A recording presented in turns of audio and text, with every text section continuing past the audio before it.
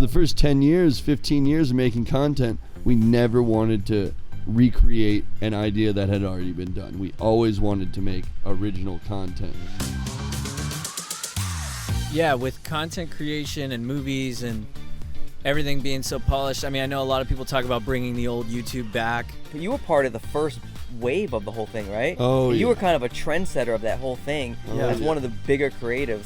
4 days in 2016 where our channel was the most viewed and most subscribed channel on the entire platform. So after watching it and the character that we approached you about, could you relate to him in any way, or could you relate to the essence of the film in general? I really, really enjoy accepting a challenge and playing a character that is outside of my comfort zone, that is a little different than, you know, who I am as a person, of course. I mean, that's all acting is. Special guest Hamilton.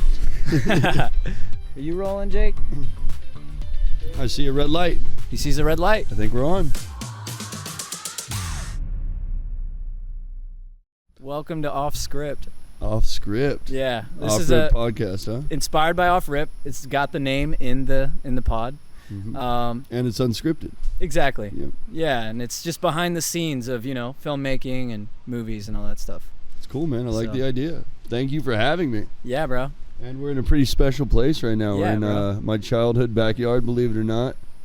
Very lucky to grow up at the beach, thanks to my pops over there. There he is. And to be homeschooled here was really a blessing. Wow, homeschooled too. Yes. Yeah, I didn't go to school ever. Yeah, man. How did growing up on the beaches here, homeschool, how do you feel like that shaped your whole life? I mean, compared to, I guess, not doing that. My dad put it pretty simply. It's we go out in the ocean and we deal with sharks and we deal with the waves, and you could drown or this or that could happen, but nothing that you experience out here is as scary as what happens on land. So you just kind of always let us do whatever we wanted out here. When I was growing up, if I saw somebody playing baseball, I wanted to play baseball. If I saw them throwing a frisbee, I wanted to throw a frisbee. One day I saw somebody surfing. It's like, I want to try that. And you know, when you're exposed to all walks of life just from living on the beach, like, people always bring their games and bring their toys and the things that they have fun with out here. So I really got to try it all. And since I was homeschooled, I spent a lot of time out here. You know, I would finish my school for the day and I would just go hang out at the beach. Also wasn't allowed to play video games until I think I was around 15 or so too. So it was a very, I don't want to say organic, but I mean, I was just born and raised pretty much in the ocean, by the ocean, and it's a very humbling experience for my whole family, I'd say. Yeah. Was what I take away from it the most. I mean, very social, always meeting new people, always meeting new friends, always finding a new obsession. Yeah. And it was just, I feel very, very lucky to have grown up here. Wow. Yeah, I love that, man. My dad grew up on Clearwater Beach. They had one of the first ever houses that were built there. Really? Yeah, his dad, I think, built like the 5th one on Clearwater Beach. Unfortunately, his mom sold it. You know, back in the day. A little too early. A little too early. I think in Reddington here they keep residential places, right? They have restrictions. Yeah. Yes, no Airbnbs allowed in certain towns. Yeah. Or there's a cap on how many you can have or how many days you can rent out. Yeah. For short-term rentals. Indian Rocks Beach, where we're at now, has not done that yet, but a lot of people in the community are fighting for that, just because there's not very many people that live here anymore. It's pretty much all rentals. It's really tough, man. The whole community is decimated by that. I used to pay $1,800 for a 3-bedroom, 3-bath, half block from the water. Wow. And now it's like you're looking at 5 or 6 probably for the same thing that I had. Wow, man. Well, thank God this movie's set in the early 2000s where there was not $6,000 rent. That was my favorite time, dude. So I think that's why the movie resonated with me so much and why I relate to it so much, because watching that movie is like kind of watching the life that I lived through high school, you know. I saw so many similar situations in real life than I saw in the movie you guys made. So yeah, man, we appreciate you being a part of it. I wish I was more a part of it than I was. Yeah, so I know we had, how did we all meet? Do you guys remember how we met? I think we met at the dinner. I think we met at the dinner. I don't know how we got in contact, though. I think that Apex, through Apex. You hit up Apex. Yeah. Oh, yeah, Paul called me and said, yo, I want to go have dinner with these guys, and told me to come with. Yeah. And we went to Seaweed, which is That is one of my favorite restaurants of all time. Yeah. Still to this day, that's always a treat. So to get to meet you guys and in that atmosphere and that environment with some really good food, I feel like we had a really good conversation. Yeah, man, and yeah, obviously we wanted you for the role of Brent, and I know you had a little bit of movie experience, right? With it was called Bounce House. Guest House. Guest House. Why I think Bounce House. Guest House with Pauly Shore. It's all about how renters have way too many rights in California, essentially, you know. Oh, that's hilarious. Yeah, so Pauly Shore is the person living in the guest house, and this Yeah. married couple buys the house, Yeah. and they're trying to basically remove the tenant, which is Pauly Shore, who's like a party animal. Okay. It's a pretty... So like squatting, basically. Yeah, he's essentially squatting, but squatting rights in California is crazy. so that's- Ridiculous. Yeah. Jake's out here running around making sure the cams are good. Just making sure we look good, making Yeah, sure we yeah. sound good. Although I don't know if he can. Yeah. I love that though aspect. Like, you know, you guys were just on my podcast earlier, and I was getting up and checking on cameras and fixing stuff, and it's like when you're having a raw conversation, like I don't care about complaints or criticism anymore. We have to do what we have to do by any means necessary, Yeah. and I think that's to be respected. Yeah, man. Yeah. So yeah, we met at the dinner, and yeah, man. I mean, what after that? Just I Yeah, think we were surprised to have you on the film actually, because we didn't think you were. It We kind didn't of really came, hear back. Yeah, it kind of came as a surprise because Yeah. at least my whole thing and Jadon's as well is making the film authentic to the sport, and you're such a big part in that.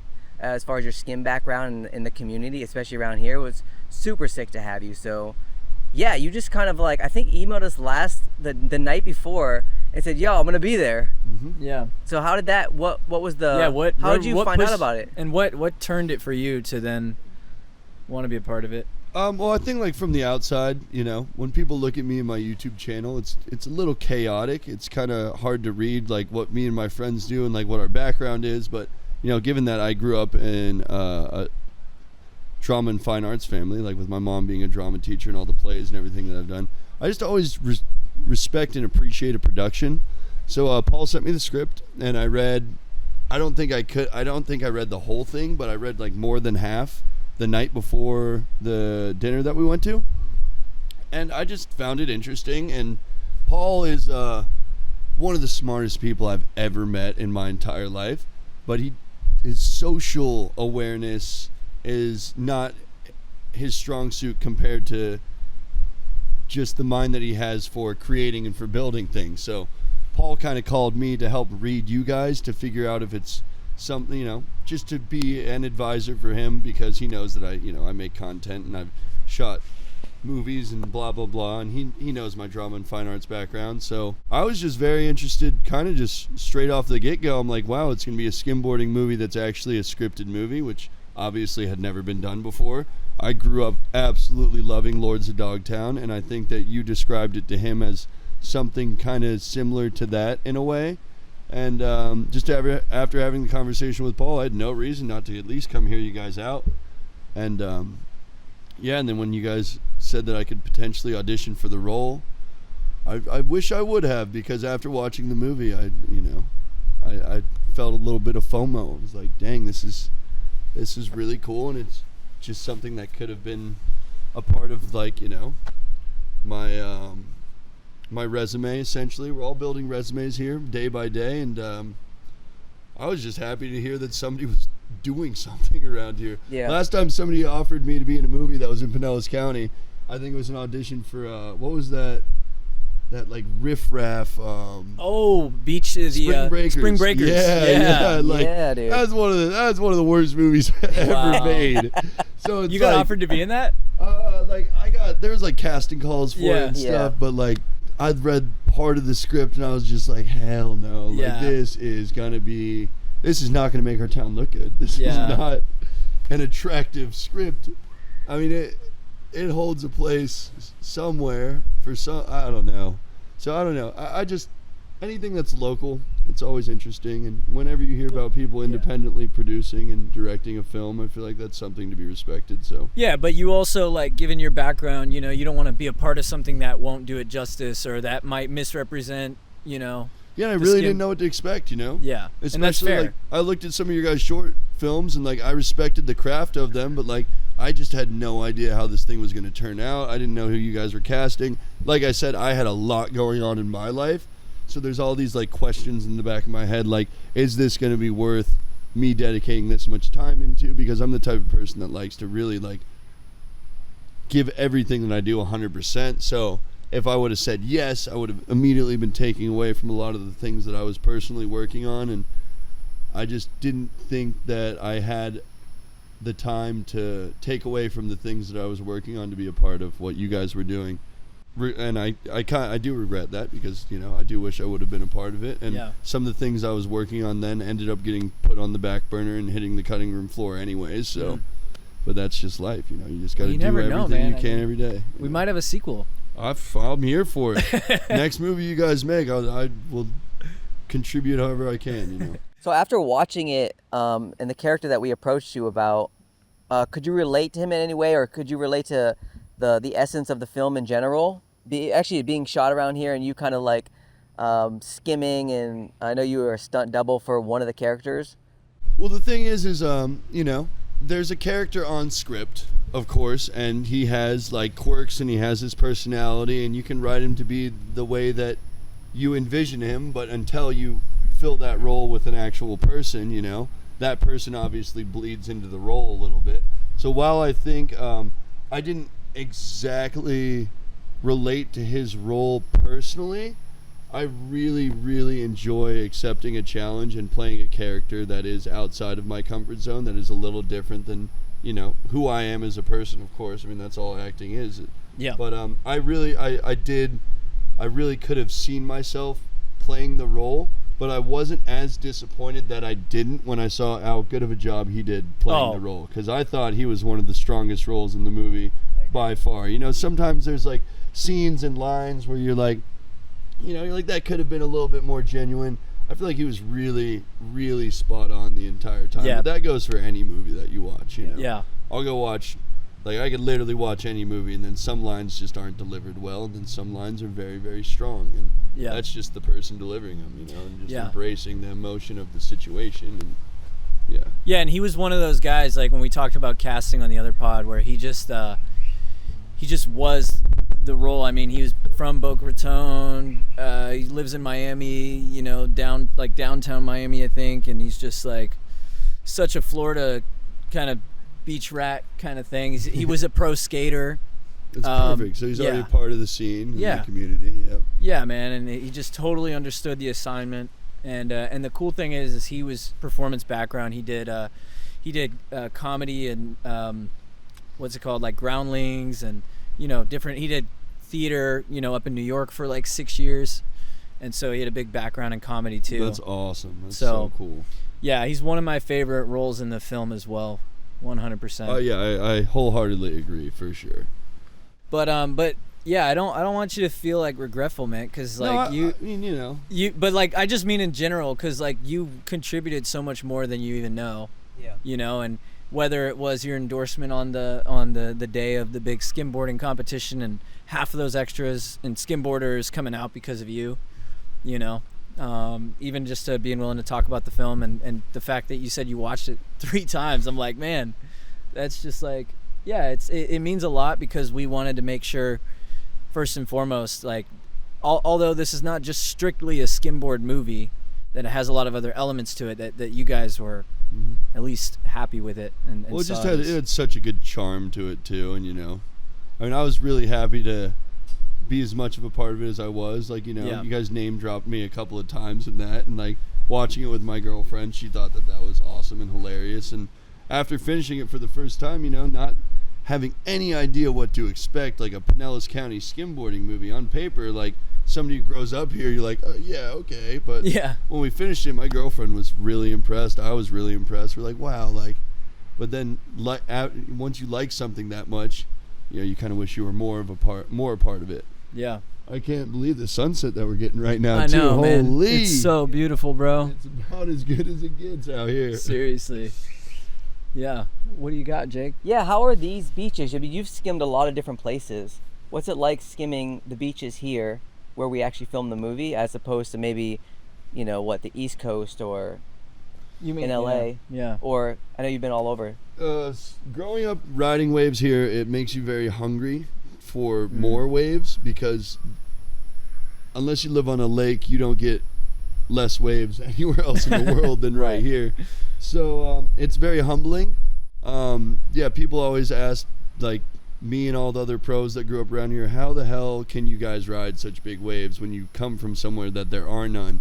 I'm like, because we're not spoiled. You guys are riding head high waves 150 days out of the year, maybe 200 days out of the year, living in California or living like in Mexico, Hawaii, even parts of the East Coast get pretty good swell pretty frequently. So anytime we're at a beach where the waves are good, we could be in Laguna Beach, California, where the guys grew up their entire lives, they're skimming every day, and we're just like so excited to get onto the waves that they kind of take for granted in a lot of ways. So I would just say very humbling experience. I mean, Corey and Shea Lopez, two of the best surfers that have ever lived on the planet, grew up like 6 blocks from here.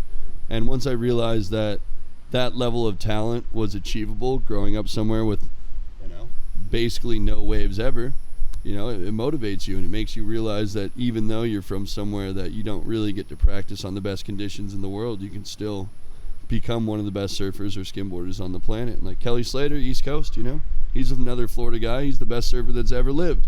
And even the East Coast of Florida is considered somewhere that really doesn't get very many good waves compared to a lot of other places in the world. So Now, who did you kind of like look up to when you were coming up? Because I know based on the film and stuff, I think people were looking up to like Lucas and stuff, or different aspirations as far as going to the comp. Was there any like big competitions that you've kind of like inspired to get into that you actually achieved? The Cabo competition. Cabo San Lucas, Mexico is pretty much the gnarliest skimboard break on the entire planet. It goes from 3,000 feet deep to dry sand faster than pretty much anywhere else in the world. So it allows like 20-foot waves to be reachable on a skimboard. And growing up, every single skimboarding DVD that I watched had, not every single one, almost every single skimboarding DVD had a Cabo segment. And it was always so gnarly. And I think since I was like probably 10 years old, I was fascinated by the waves in Cabo. And when I turned 18, I went to Mexico by myself for the first time for the contest that they were holding. And I was mind blown at the power of the ocean. I was completely out of my element. I got my ass handed to me, but it was a very motivating and a very humbling experience. And I just kept going back every single year for the contest. Sometimes I'd go back 2 times a year and just go there and skim with a couple of friends. Luckily, I never had to go back by myself. I only did that for the first time when I was 18. But 13 years later, I ended up winning as a pro in the pro division. And just to, chase that dream for that long and to finally, accomplish one of my biggest goals as a skimboarder, to win a competition, one of the scariest short breaks on the planet. It was a dream come true, and it was just something I was able to cross off the bucket list. It was also the same weekend of my 15-year YouTube anniversary and the same weekend as a full lunar eclipse. So it felt very special having all 3 of those things happen on the same weekend of the competition that I won for the first time after being aware of it for 20 years, essentially. Yeah, you're big in the... I've seen some of your stuff on the weather, too, and hurricane tracking, that's a big thing. Yes, I'm a weather nerd. Yeah, I can name every cloud. We do a lot of hurricane updates during the hurricane season just because, I'm not a meteorologist. Everything I do is amateur. I'm an enthusiast, not a professional. But I think when you grow up and you spend your entire life somewhere specific, you kind of understand how the weather works better than even a meteorologist that spent 10 years studying the weather, just because you understand the conditions and you understand that certain storms act a certain way just because of the depth of the ocean or the shaping of the peninsula and stuff like that. It really plays a big role in how these storms act. Plus, if it weren't for the storms, I wouldn't get to ride waves, so it's really important to know what the storms are doing so that I can pick the best day and the best place to go surfing. Yeah. So those kind of go hand in hand. It's like your passion feeds your education for the topic. you Yeah, know? some of those surf videos are insane during the Insane. storms. Oh my gosh. They Yeah, look this so place was- sketchy though.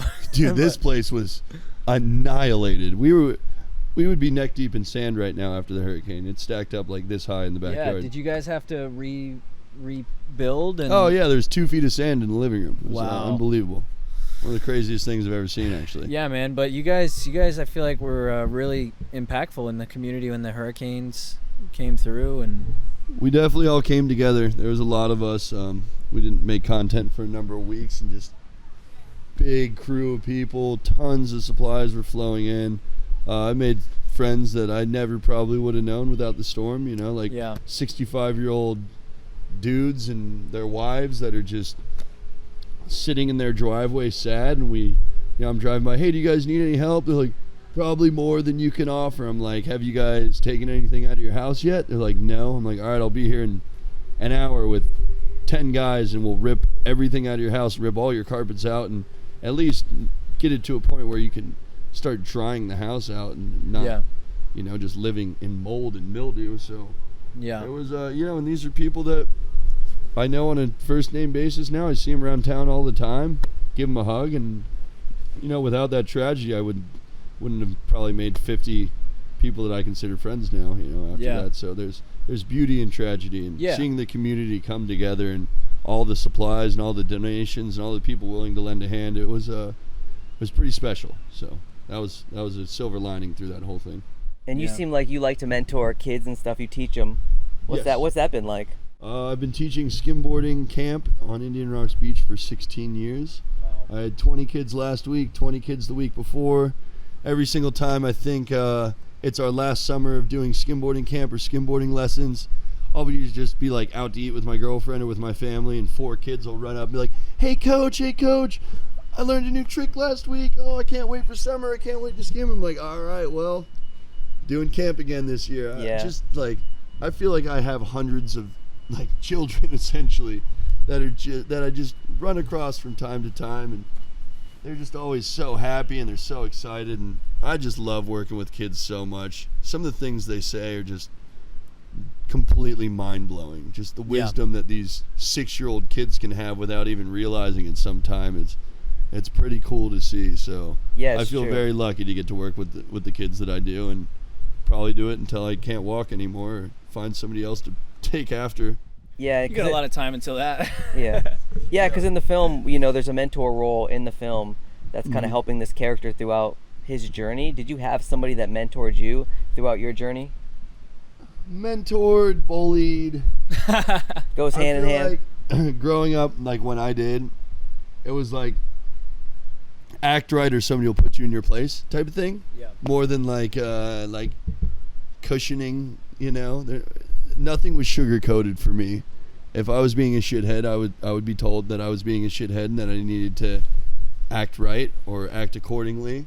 And then, of course, with the birth of the internet, you get all these comments and people can say whatever they want and hide behind the cameras. So I think that helped me build a lot of character. I had really thick skin growing up. I really didn't care what people said about me. I knew what we were doing was cool, and I knew that there was a place for it. I mean, when we started doing YouTube in 2007, it felt like we were filling a void. Like every video we made, it felt like it was something original that hadn't been seen on YouTube. And for the first 10 years, 15 years of making content, we never wanted to recreate an idea that had already been done. We always wanted to make original content. And it's a lot harder nowadays because there's probably 100 billion times more content uploaded than when I started. Yeah. Like an unfathomable comparison back then. But yeah, when we first started, nobody even had 100,000 subscribers. I think the date that I started YouTube, the most popular channel was Lonely Girl, and it had like 46,000 subscribers. So Wow. it was just really new, and I felt like I discovered rap music. I was like, this is like, I feel like we hit the lottery. Like, this is so cool. You knew it was going to be the big kind of thing. That I'm everyone was gonna- obsessed with movies. Like I Yeah. have enjoyed movies mostly thanks to my dad and my mom. Since I was a kid, that was our thing. We would watch movies together, and I would watch TV a lot, but I would have to use the TV guide. And it's like what Dave Chappelle said, like he knew what time it was by what was on TV, and like that's how I was with like Cartoon Network or Discovery Channel. You know, I was obsessed with the Crocodile Hunter, and when YouTube came around, for the first time in my life, I was able to search and watch anything that I wanted with no restrictions and no regulations. I didn't have to go to the movie theater to watch the new movie. I didn't have to wait for my show to be on. I could just type something in and see it instantly. Yeah. And I was like, this is going to change the game.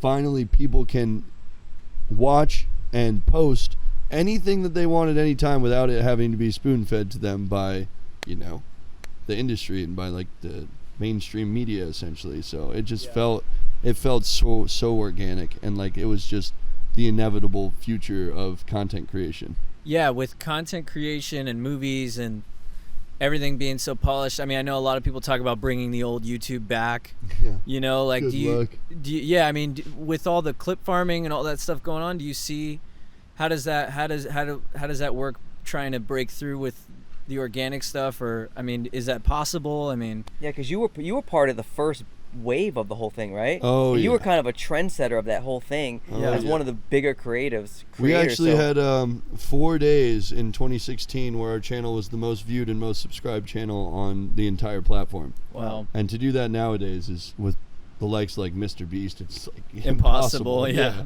You're talking, oh man. But how has it changed? How's it changed? I hate it now. Because it's such a business. It's so oversaturated. Yeah. It's just like what you guys are talking about, Edwin, with like, yeah, we'll just mirror the clip and then we'll just add something below it and then we'll post it 16 times. Like I hate that. Yeah. It makes me sick to my stomach. I think that I feel like it's contributing to something. Like when I make content, I feel like I'm contributing to something and I don't like just anymore. So much noise. Like I hate short form content. I try not to consume it. I feel like it really takes away from my quality of life and from my train of thought, and it makes me scatterbrained, and I just love sitting down and watching like an hour or two movie as my content for the day. And there's just, everybody's doing it for the wrong reasons. I made YouTube videos for the first 5 years just because I thought it was cool. I just thought it was fun. I thought it was cool that people were watching them. I did not know that you could make money off of YouTube until over 5 years after I made my first video. Wow. And I was like, wait, I'm doing this for fun anyways. You can make money off of it? Oh, might as well, you know, try. And we filmed one prank and it got more views than every video we had uploaded put together in 5 years. And we're like, wow, well, let's try some more pranks. And 150 pranks and 800 million views and 5 million subscribers later, it's like, okay, what's next, you know? Like how much longer can we just film pranks and stunts and challenges? And we're gonna make a documentary on the Joke Squad, bro. Wait, I'm sorry. Is it? This is gonna be maybe disrespectful. Is it Joog? Joog. Okay. Yeah. Yep. I'm sorry if that's. I mean, like according to the English language, like it should be pronounced joog, but it's not a real word. Yeah. It's like a jug of water, but the U is emphasized, like jugs. Yeah. Yeah. That's a very Florida word too. I don't know if you caught, but there is an off-rip character with that name. Jug? Yeah. Yeah. I remember me and my girlfriend were cracking up actually when you said that. Yeah.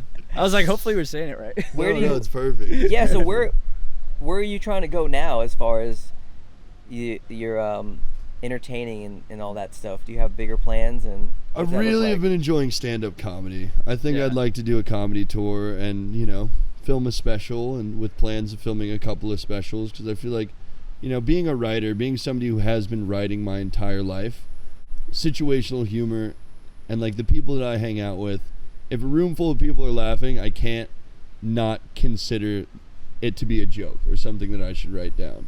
So in everyday life, I'm finding scenes for the mockumentary Beach Rats thing, and I'm finding like jokes for my stand-up, but like jokes for my stand-up can easily fit into a script, and the script, some of the stories that I write for my scripts can easily be my stand-ups, and it just seems like it all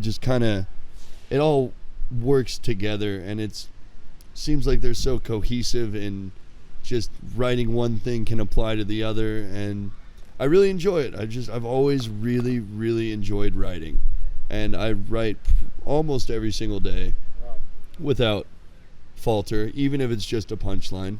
some days I'll put down 5,000 words, some days I'll put down 5 words, but Yeah, it's just something that's so present in my life, and it's something that I feel like comes so naturally to me that I just feel like it's productive, and it's gonna, eventually become, the next step that I want to take, whether it's a mockumentary or just my stand-up comedy.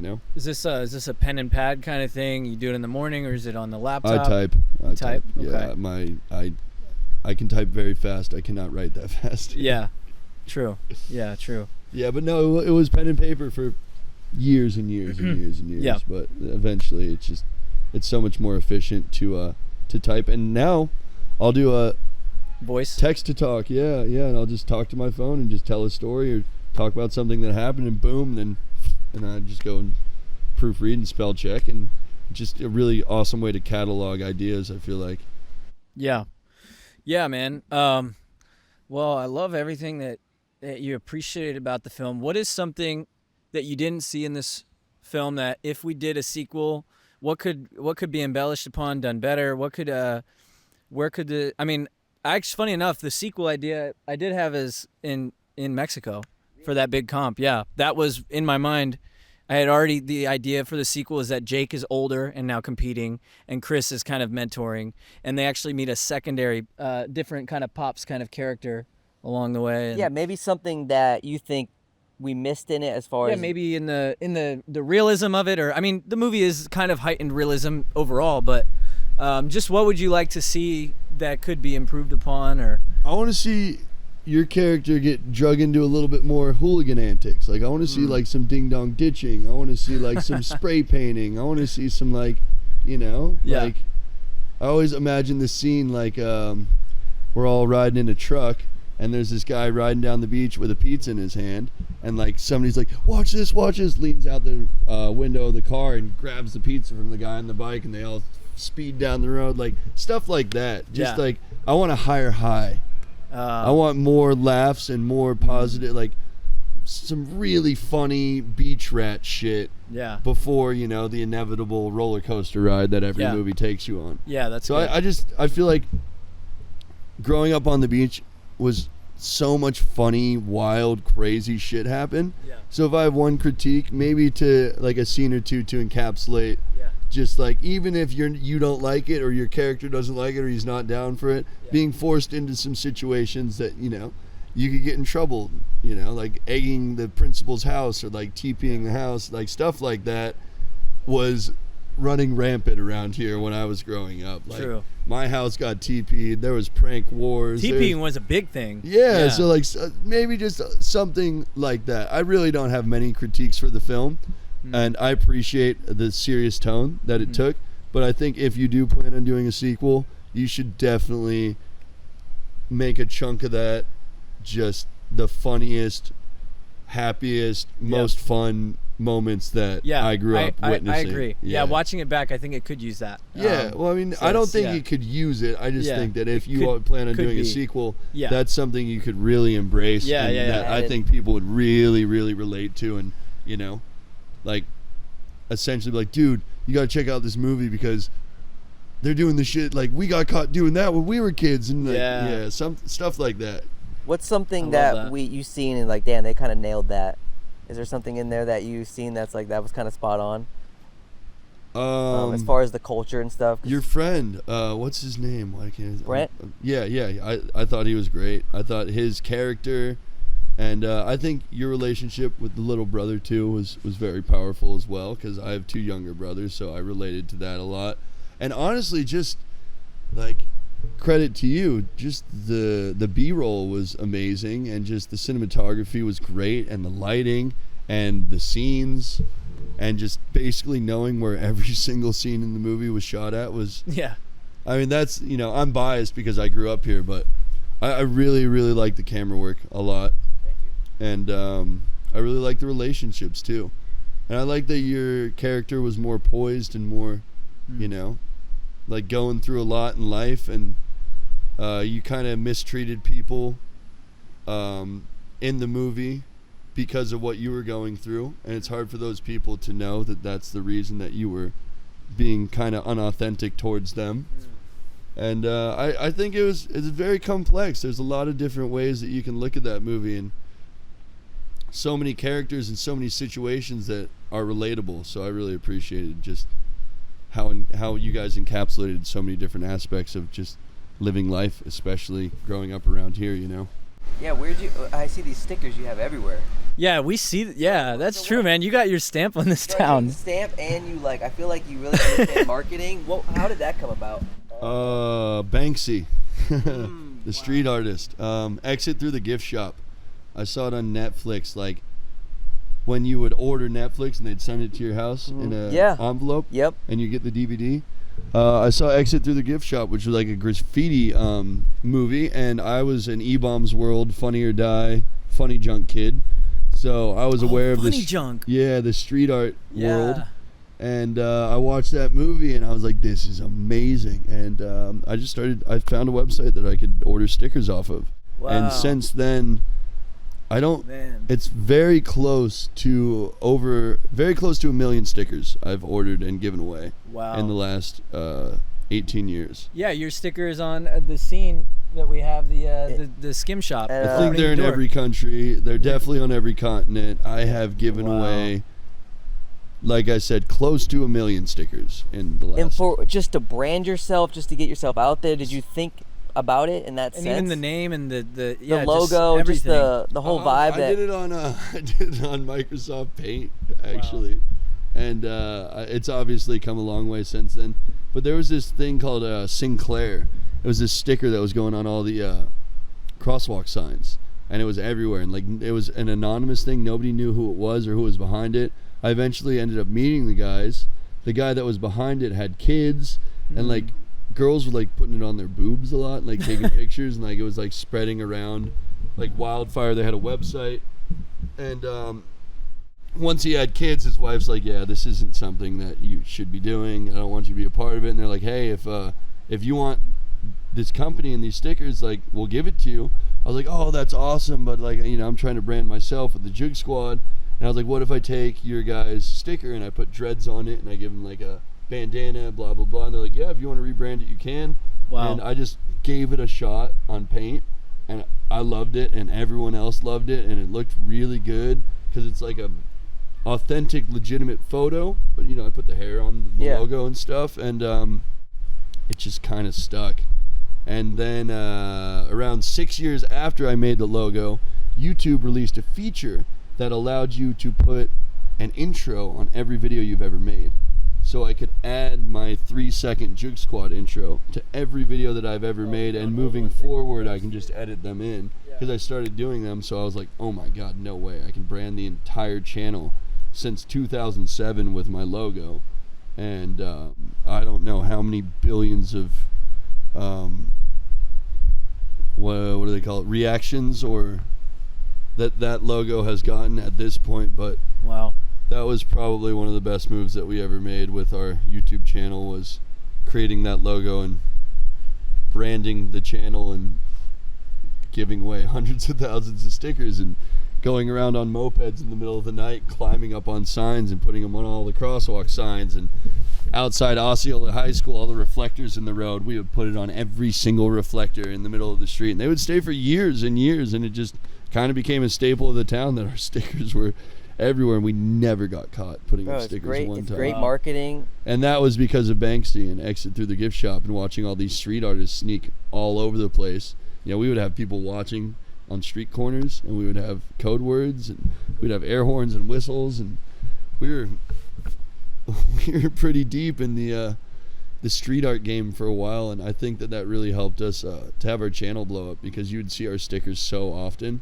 and then when you saw our videos and you realized that we were actually doing some pretty wild stuff around here, it's kind of just people would see the stickers 10 times, then connect the dots and be like, oh, I know that. Oh, that's right down the street. And kind of a million people live in Pinellas County, so certainly helped. That's what's up, dude. Yeah, it's awesome, man. It just shows you, even with making this film, it was really tough getting past a lot of the road bumps and blocks, and even there was some hurdles finishing the film. And but even to hear your story and how you got inspired by Banksy, he's in London. He was in London, right? Yeah. Inspired by him, and then the impact that you've made, and I think it's just inspiring for people that are new and emerging, just to be reminded that their work, their art matters, you know. And look, just, dude, we got these now. Yeah. This is better than every camera I had the first 10 years of making my YouTube videos. Yeah. Crazy. And I don't think people really realize. I hate that people call them phones. I'm like, that is your pocket computer and your camera. Right. I don't So drop true. this ever, because I treat it the same way I treat my cameras and I treat my laptops. But you see people pull their phones out and drop them in water, and so I'm like, you know, you can make $1 million using that thing if you just press the right buttons, or you get a pizza ordered to your house. But in any case, it's a very, very powerful piece of technology that we all possess, and it has a better camera than anything that I had for the majority of my career. So it's like everybody has the tools to do these incredible projects and to create pieces of content that, you know, will outlive them. Yeah. And, So true, man. Yeah, you just mean, have to get started. You know, that's how this project Just do it. came to Just be. do something. Just got to do it. Yeah. Anything that embarrasses you, that you're worried Yeah. about being embarrassed of, I think you should do, because that is the best way to build character. That's it, dude. That's Yeah. what me and my friends did for years. Just go as far out of our way to embarrass each other as we could, and it made us all, you know, Mm. ourselves in a way, you know. It's crazy. Wow.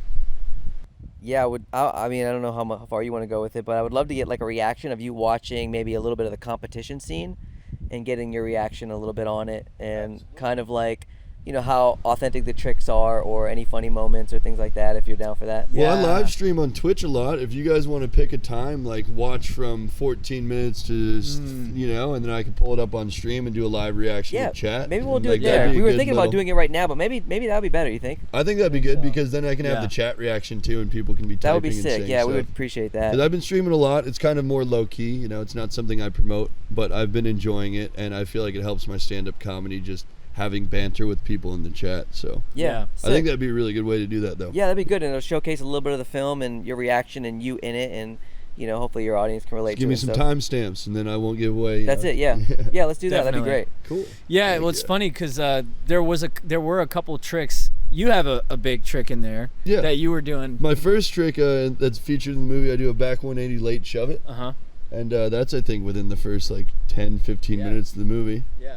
And I really like seeing that that last day that we went and shot, because you guys needed some extra B-roll. I noticed that several of those clips were used throughout the movie, so I was like, all right, cool. That was, you know. Could Yeah. you tell that you probably could, because you're, you know, into this world, but could you tell there were stunt doubles? I know you were a stunt I double. can tell but you him, every single person, every single time they step on a board, because they Yeah. have a style. It's like a watermark. It's you like, think the Yeah. average person's going to notice that, though? No. no Yeah. way. Absolutely No, way. everyone that watches the film thought I was a pro skimboarder. Yeah. Oh, like Thanks, even my Sterling. girlfriend, she's like, that was you, right? But she's not like, that was you. She, you Yeah. know, there's still some question there. Yeah. And that's somebody who would watch me skim more than anybody. Yeah. But no, the average person will never know. But I know it's Sterling and I know it's Tony, just because I've skimmed with them so much. Yeah. And I can tell by their little quirks and Yeah, just their little true. idiosyncrasies that you'd only notice by spending a lot of time with them. Yeah. True. There were a couple of tricks that I know the announcers named. Like one of them was the Superman. I know we weren't quite able to get it. I was really stoked that Sterling was able to hit the kickflip. Oh, yeah. Dude, Yep. that was so awesome. Yep. Oh, I taught him that. Yeah. Yeah, the comp scene was Yeah. wild, man. I had like, I don't know, 4 cameras, a drone. It was so much going on. I don't know what was your experience like, just showing up and just being there? Did you realize we were filming? What was your experience being on set at that time? I was just stoked. The waves were fun. I was just like, I'm just going to go throw down some tricks. And that's Yeah. kind of what I did. I just threw on a jersey and just went ham. Yeah. Hey, Ham. Speaking of ham, There he I is. said go ham, and Ham runs Hamilton. Yeah. Hey, buddy. No, I love it, man. Yeah. No, Well, I'm excited to see what you guys do moving forward, and I'd love to be a part of future productions. Maybe we can work on something. Maybe I can get you guys on set for Beach Rats whenever I pick a date and pull my friends together. yeah. Dude, yeah, let me know if you ever Would need you help. want to get in touch with David, the guy who played Brent? Yeah, for Beach Rats? I absolutely. feel like he'd be a perfect fit. Is he from around here? He lives in Miami. Oh, perfect. Yeah, Yeah, yeah. have him up. Oh, man, we could probably do a couple episodes in Miami even. Yeah, he's Yeah. talented. I mean, He does anywhere it- in Florida. Yeah, and he does his own shorts and even some comedy stuff down there. I'd like to get his socials just to follow yeah. him, just Yeah. because, you know, I appreciate the, you know, effort and the talent that it took to play his role in the movie. Yeah. Yeah, he did a stellar job. I hope this movie gets him the recognition to continue to do more projects. He was awesome, man. So yeah, man. Well, thanks for taking the time. Off script, dude. Thanks for being on Pleasure, Off man. Script. Pleasure to be a part of the whole production, and thank you guys for being on my podcast earlier as well. And Yeah, man. glad we can align in the fact that we're just trying to create something that's gonna outlive us, and motivated to just actually put ourselves out there, because most people aren't willing to take a chance the way you guys have, and I think that's admirable. Yeah, we appreciate it. Heck yeah. Anything All else? right. That's it. That's Off Script. That's it. With Jack Off Tenney. script. Thank you, bro. Like and Killer. subscribe if you have that option. All right, guys. See you next time. And check out the film Off Rip. Oh yeah, and watch Off Rip. July 21st. Let's go.